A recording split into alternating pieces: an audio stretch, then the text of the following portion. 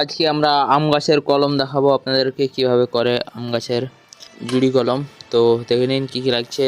একটা ব্লেড নেবেন, একটা দড়ি, যে কোনো একটা সায়ন নেবেন ভালো দেখে, এই দেখুন নিয়ে নিয়েছি আমরা। আর একটা চারা গাছ নেবেন ছোট, আর একটা কাটার জন্য গঠি দিয়েও করতে পারেন আপনারা। আর লাগবে পলিথিন। প্রথমে আমরা দুটি চারা গাছকে কেটে নেব।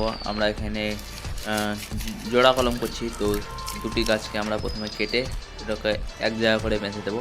তারপর ব্লেড দিয়ে ওটাকে দুটো গাছকে মধ্যে একটা চিট দিয়ে দেবো ফাটল, যাতে করে আমরা সাইনটা ওর মধ্যে ভরতে পারি। দেখুন সাইনটাকে এখন ছেড়ে নেব। এই দেখুন দুই দিক দিয়ে সমান করে ওটাকে কেটে সমান করে তারপর দুটি চারার মধ্যে ওটাকে ভরে দেবো। এরকম কি সুন্দর। এবার আমরা এটাকে পলিথিন দিয়ে বেঁধে দেবো। দেখুন বন্ধুরা, হয়ে গেছে বাঁধা। এবার এটাকে আপনারা টবের মধ্যে বা কোনো পাত্রের মধ্যে লাগিয়ে দেবেন। 1 মাস পর দেখবেন বন্ধুরা এরকম রেজাল্ট আসবে। 1 মাস পর দেখুন কি সুন্দর চারা গাছ তৈরি হয়েছে। দেখুন দেখুন এগুলোকে আপনারা এরকম কোটোর মধ্যে ছায়ার মধ্যে রেখে দেবেন। দেখুন